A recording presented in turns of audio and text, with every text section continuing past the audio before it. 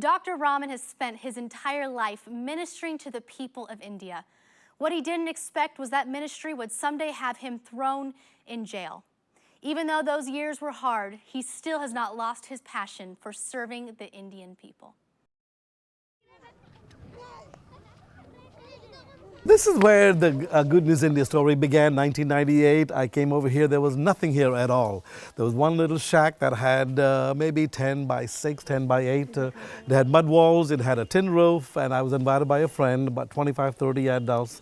Tarun was there, and we came and sat under this tree.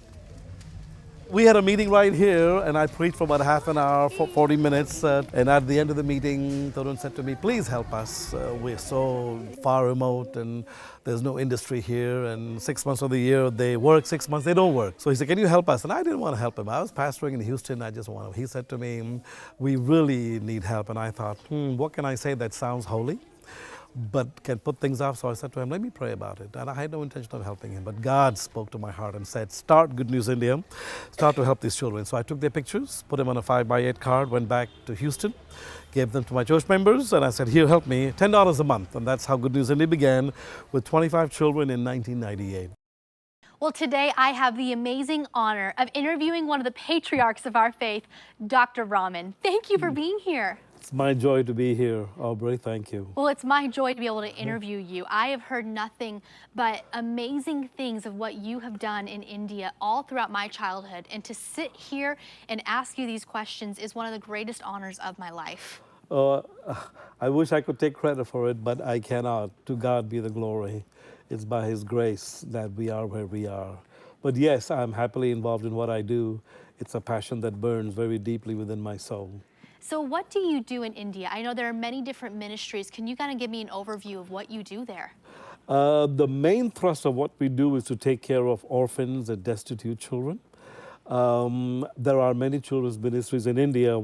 Where we differ is we bring them into what we call dream centers. I stole that word from Pastor Tommy Barnett, and I love it that I did. So we have 29 dream centers. We had 32, but a couple of them had to be closed down for a while. So we have 29 dream centers with about 3,200 children in them. The big difference is we take our children from grade 1 through university or VOTEC degree. To break the back of poverty, you cannot take a child to grade 10 and then send them home. Most child care ministries, they sponsor children through grade 10. And then they send them home and then take on another child. So if you've sponsored a kid until grade 10 and then you get another child, the former child goes back into poverty. So my question was, what was that all about? Why should all this effort and time be spent? So we take them through university. Then we're about the only ones who keep them 24/7. Because they are in a very hostile environment, they're in a very backward environment, superstitious environment. So having them for 3-4 hours a day, which many, many child care ministries do, the influence on their lives is minimal. But because we have them 24/7, we have a major impact on their attitudes, on their behavior, on the way they look at the world. So that's the main thrust of what we do with the children. Then out of that, developed a work for lepers and the leprosy work in India. So we look after about 700 lepers and their families. We take care of them completely because leprosy is one of those diseases in India that has a tremendous social prejudice. People are deadly afraid of it, and they think it's a judgment of the gods, and they run away from you. But we have gotten involved with them, and we have about maybe 300 children who are children of lepers, and we give them a new identity because the society shuns them, and we take care of them through university. Because of the work we did and the fact that we were seeing people come to Christ and so on, a perfect storm hit us in October, and due to that, I had to go to jail. So I went to jail for 18 months, and the charges against me were you were running a conversion center. You're running an illegal operation, which was not true at all, but they say what they have to say, and the politicians got involved because it was election time and so on. So for the sake of the gospel, I spent 18 months in jail. But in there, I saw something new, the number of prisoners who were in there who had got bail or whose term was finished, but they couldn't afford the $60, $70, maybe $100 it takes to get them out. So they would languish there for years. because they couldn't afford it. Their families were starving at home, bereft of a father or a husband. So I decided we can do something about it. So our newest ministry out of my 18 months in jail is called Set the Captive Free, because I've been so captivated by what Jesus said. I was in jail and you came unto me. And so we set these prisoners free. We pay for their bail. It's only $100 to set a man free or a Wow. woman free to go home. And we don't take care of their case, but we take care of their bail costs, and they're able to go home. So in essence, this is what Good News India is all about in India. Do you often feel that sometimes, we know the verse, God works together all things for good for those who love him. Do you often think that you went to prison for that time for a certain reason? Yeah, there were days I certainly wondered, because an Indian jail is a very difficult place to be in. There were a lot of people in there who wanted to kill me because I was involved in the conversion business. I was accused of forceful conversion, which is a contradiction in terms. You can never forcefully convert anybody, but be that as it may, that's what I was accused of. So there were people in jail who were out to kill me. There were others who were very curious as to what I do.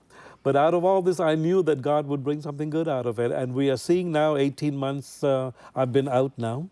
I'm seeing a ton of good things come out of it. Because of the year and a half I spent in jail, in terms of our organization, in terms of our outreach, in terms of the children we're going to reach, and so on. So yes, in all things he works for our good.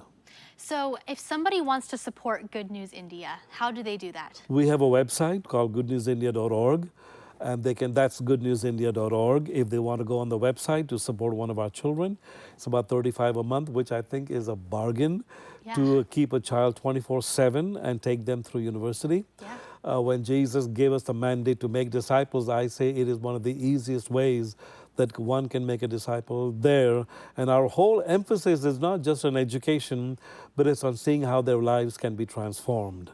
And so if somebody wants to go on the website and become a part of Good News India, we would welcome it. Absolutely. Well, Dr. Rahman, you are the definition of what this show is about, a hope hero.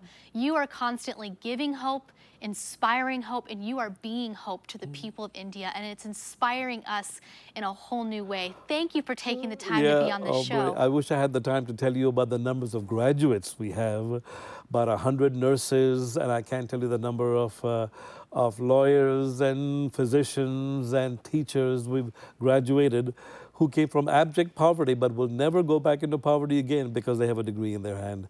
Yes, God is at work. Absolutely. And I'm thrilled to be here. Thank you. Thank you. Well, Dream City Church supports many different outreaches like Good News India. And Good News India is a part of our church. We love them. We are all the body of Christ. So if you want to support a kid in India, go to goodnewsindia.org.